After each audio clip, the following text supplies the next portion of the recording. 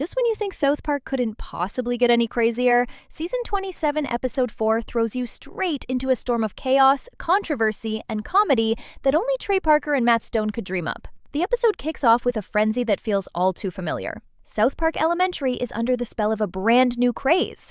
The halls are buzzing, the lunchroom is chaos, and the only thing on everyone's mind is Labuba dolls. These tiny, glass-eyed creatures have taken over the town faster than any trend before. They're weird, cute, and just unsettling enough to make you wonder who thought they were a good idea in the first place. The show wastes no time diving into its first target, our obsession with collectibles and the madness of hype culture. You can practically feel the panic in Butter's voice as he realizes he needs one of these dolls more than anything. Why? Because Red, his longtime crush, invited him to her birthday party, and in his mind, the only way to impress her is with the most sought-after gift in town, a Labuba doll. But of course, this is Butters we're talking about. His optimism and innocence lead him right into disaster. When he heads to the local store, he's met with a heartbreaking sight: empty shelves. The camera pans across rows of missing dolls, signs reading "sold out," and crowds of desperate parents arguing with employees. It's chaos. Every store in town has been raided, every shipment delayed, and online listings show prices that make your jaw drop. $1,500 for a plastic toy that blinks. It's a sharp jab at modern consumerism, mocking the way limited edition fads spiral into obsession overnight. You can practically hear the scalpers laughing as they resell toys to frantic parents and collectors alike. But the real South Park magic happens when this simple premise takes a dark turn. Butter's desperation pushes him further than ever before. When he can't find the doll in stores or online, he starts asking around, until he hears a rumor about a group of girls who found a secret way to summon Labubas. What starts as schoolyard gossip spirals into full-blown insanity. One night, Butter sneaks out and follows them into the woods. And that's when the show cranks up its signature mix of horror and absurdity. The girls, dressed in makeshift robes, are standing around a circle of feathers and candles, clucking and chanting in eerie unison. It's equal parts terrifying and hilarious.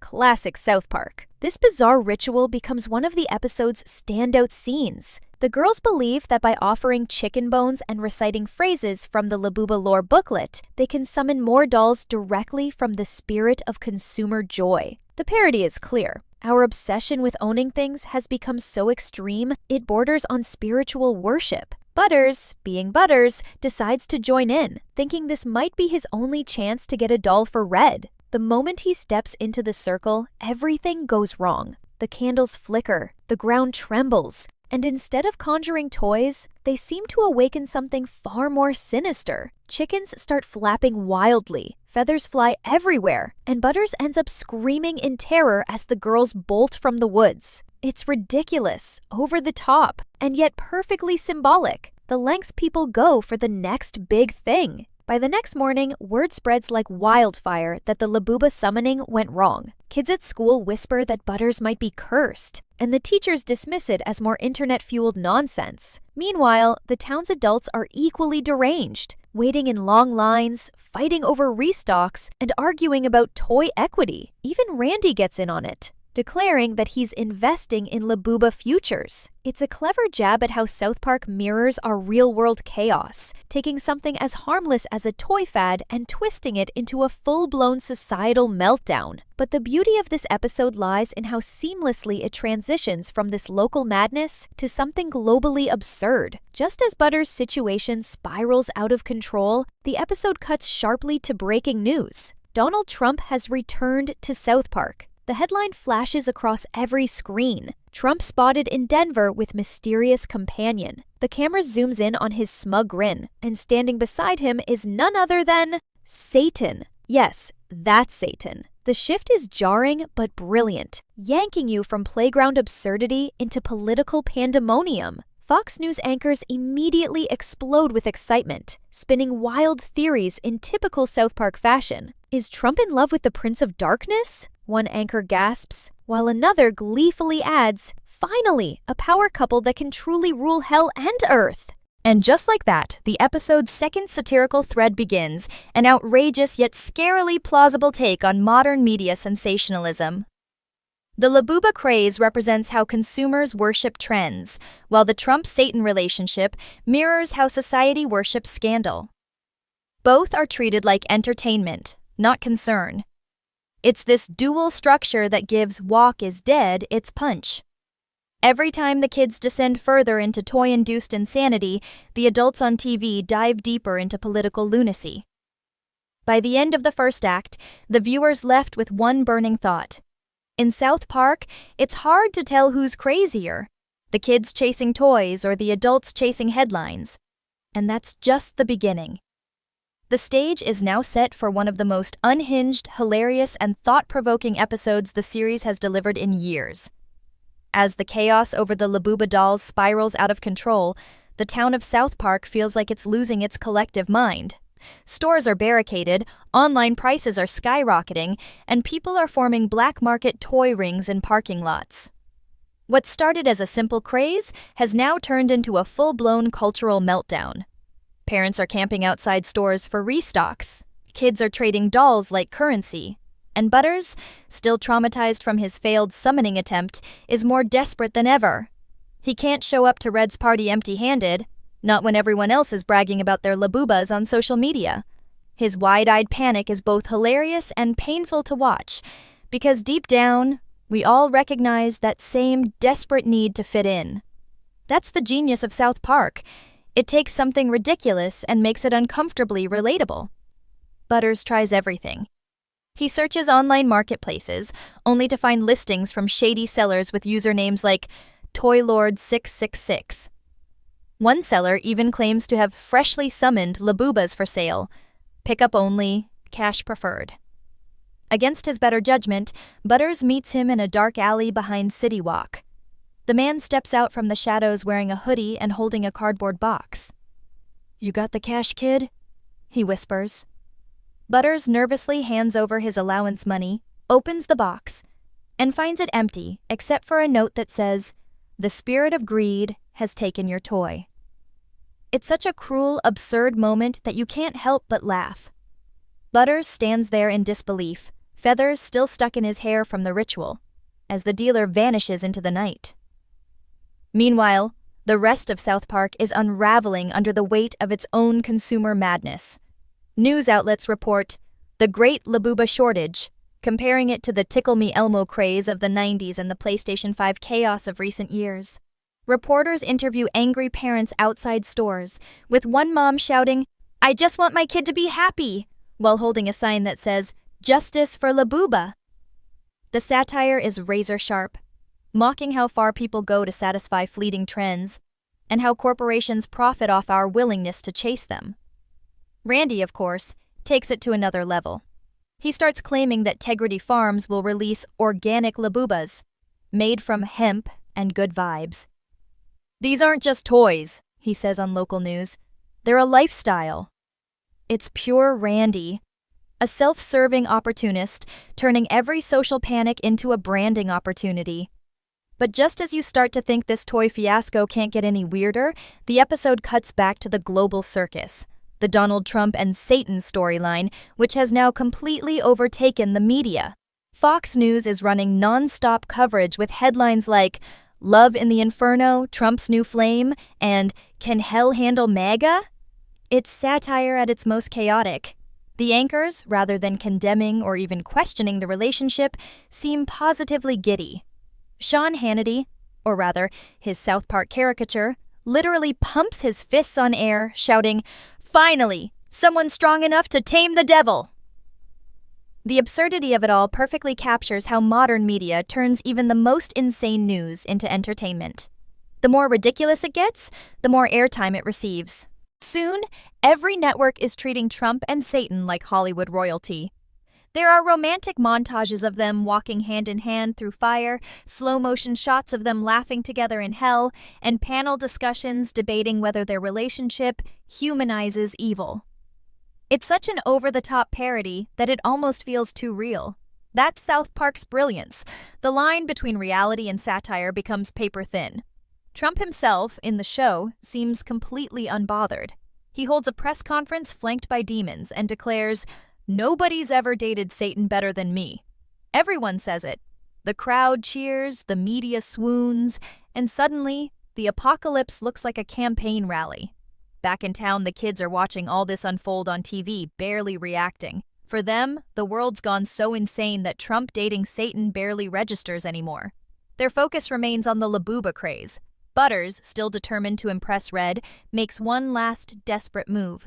He sneaks into the school basement after hearing rumors that the girls' ritual might have actually worked. When he gets there, the candles are burned out, and something strange is waiting for him in the corner. A single Labuba doll, sitting perfectly still, staring right at him. The air goes cold, the music slows, and for a brief moment, South Park turns into a straight-up horror movie. Butters reaches out, trembling, and picks up the doll. Its eyes flicker. It blinks, and in a voice that's half static, half childlike whisper, it says, "Play with me, Butters." He screams and bolts out of the basement, clutching the doll. It's unclear whether it's real, cursed, or just another elaborate prank. But in true South Park fashion, no one seems to care. When he shows up to Red's party, panting and covered in dirt, everyone's impressed that he got one. "Oh my God, Butters, you actually found a Labuba!" Red gasps. For the first time, Butters feels like he's finally done something right. But as the camera zooms in on the doll's face, its smile slowly stretches wider, and its eyes glow faintly red. The episode's pacing at this point is masterful, switching back and forth between Butters' supernatural toy nightmare and the Trump-Satan media meltdown. Each story mirrors the other in its insanity. The kids worship consumer goods like deities, while adults worship political spectacle like religion. It's two cults running parallel, one made of toys, the other made of headlines, both equally absurd. By the end of this section, you realize that Walk is Dead isn't just mocking trends or politics.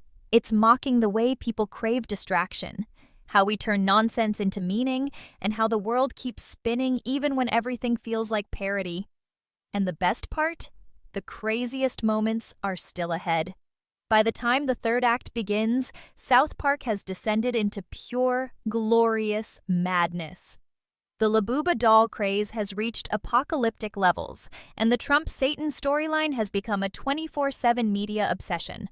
The entire town, no, the entire country, seems to be living in a fever dream, unable to tell what's real anymore. And that's exactly how Walk is Dead keeps its audience hooked, by blending total insanity with biting truth. It's loud, ridiculous, and yet painfully accurate in how it mirrors the world we live in. The episode picks up the morning after Red's party, and chaos is everywhere. The girls are posting pictures of their dolls, the local news is reporting Labuba riots, and stores are now hiring private security to stop parents from fighting in the aisles. Butters, meanwhile, wakes up to find his Labuba doll sitting on his nightstand, even though he swears he left it downstairs. The doll's eyes are open now, its tiny arms slightly raised, and it seems to be watching him. He nervously laughs it off. "Heh, must have just fallen over, huh?" But the dread lingers. When he leaves for school, the camera pans back to reveal the doll's head, turning slowly toward the door. It's classic South Park horror comedy, balancing creepy atmosphere with absurd humor. At school, everyone's talking about the Labuba shortage, like it's a national emergency. Cartman claims the government is hiding thousands of dolls in underground warehouses. Stan insists it's all a scam by toy companies. Kyle just shakes his head, saying, "Guys, it's literally just a stuffed chicken demon." Butters, still clutching his doll, refuses to believe anything's wrong. He just wants Red to like him. But when Red smiles at him in the hallway, the Labuba doll twitches in his backpack. And suddenly, he hears faint whispering. It's calling his name. "Butters!" It's eerie and hilarious all at once, perfectly capturing the show's balance between absurd parody and genuine suspense. Meanwhile, the Trump-Satan storyline explodes into something even more bizarre. Overnight, Satan announces that he's pregnant. Yes, pregnant. And, as expected, Trump proudly claims to be the father. The scene is shot like a soap opera climax. Satan tearfully revealing the news, Trump smirking confidently, and Fox News immediately turning it into a celebration. "A miracle from hell," one anchor declares, while another wipes away tears and says, "Only Trump could make the impossible possible." The entire sequence is both jaw-dropping and hysterical. South Park takes the political absurdity of our real world and pushes it into complete fantasy. And somehow, it still feels plausible. The episode's satire sharpens here. The show isn't just making fun of Trump. It's targeting the culture that idolizes chaos, that treats every scandal like a spectacle to enjoy rather than a problem to solve. The media in the episode holds panel discussions about what Satan's pregnancy means for America, complete with cheesy graphics and dramatic theme music. One expert insists it's the dawn of a new era, while another asks whether the baby will inherit fiery genes. It's ridiculous, but that's the point. We're watching the complete transformation of politics into reality television. The more outrageous the story gets, the more people tune in. Back in South Park, the Labuba craze takes a sinister twist. Kids start reporting strange things happening with their dolls. Eyes glowing at night, whispers in the dark, toys moving on their own. Parents panic, but instead of throwing the dolls away, they double down, convinced it's part of the Labuba experience. Companies even release an official statement saying, "Labubas are meant to be alive in your hearts and your homes." The line between marketing and cult propaganda blurs completely. Randy capitalizes again, hosting a Labuba cleansing ritual at Tegrity Farms for $50 a ticket, claiming he can restore your doll's positive energy. Dozens show up, chanting and waving sage bundles, while Randy live streams the whole thing. It's absurd, but eerily believable in today's influencer-driven world. Meanwhile, Butter's situation reaches peak insanity. His Labuba doll is now clearly possessed. Its eyes flash, it whispers commands, and at one point, it locks his bedroom door while he's trying to leave. He tries to tell his parents, but Steven and Linda just brush it off. "Oh, Butters, you just need to stop watching those spooky TikToks," his mom says cheerfully, completely ignoring the doll levitating behind her. The absurdity builds and builds until Butters finally snaps. He storms out, doll in hand, determined to find a way to break the curse. His journey leads him straight to the one person who might understand, the same group of girls who started the ritual in the first place. When he finds them, they're sitting in a circle behind the school, surrounded by burnt feathers and melted plastic doll parts. The leader, a girl named Tammy, tells him, "It's too late. The Labuba spirit's already in the town now." She explains that every time someone buys or trades a doll, the spirit grows stronger, feeding off human greed and obsession. It's the show's metaphor turned into literal horror. Butters, trembling, asks what happens when the spirit gets too strong. Tammy just looks at him and says, "Then it walks." Cue thunderclap. It's the perfect South Park moment. Scary, stupid, and smart all at once. As this cult-like subplot unfolds, the Trump-Satan storyline continues to escalate on national TV. News anchors can't get enough of the infernal love story. Social media explodes with hashtags like #TrumpTanBaby and #HellYeah2025. Even the Pope makes a cameo, delivering a deadpan statement that hell may have its reasons. The absurdity peaks when Satan and Trump appear together at a press conference, announcing they'll co-parent the child of destiny. Trump beams proudly, while Satan sighs and mutters, "It's complicated." The crowd cheers as fireworks erupt in the background. A literal fireworks show celebrating the unholy union. It's chaotic brilliance, showing how nothing is too extreme for public spectacle. By the end of this section, both storylines are colliding in tone and theme. The kids are facing the consequences of worshipping consumerism, while adults are celebrating the literal birth of a demonic political prophecy. South Park frames both with the same energy: blind devotion, mass hysteria, and a desperate need to believe in something, no matter how ridiculous. As the town prepares for Red's next party and the world prepares for Satan's baby shower, one thing is certain: things are only going to get crazier from here.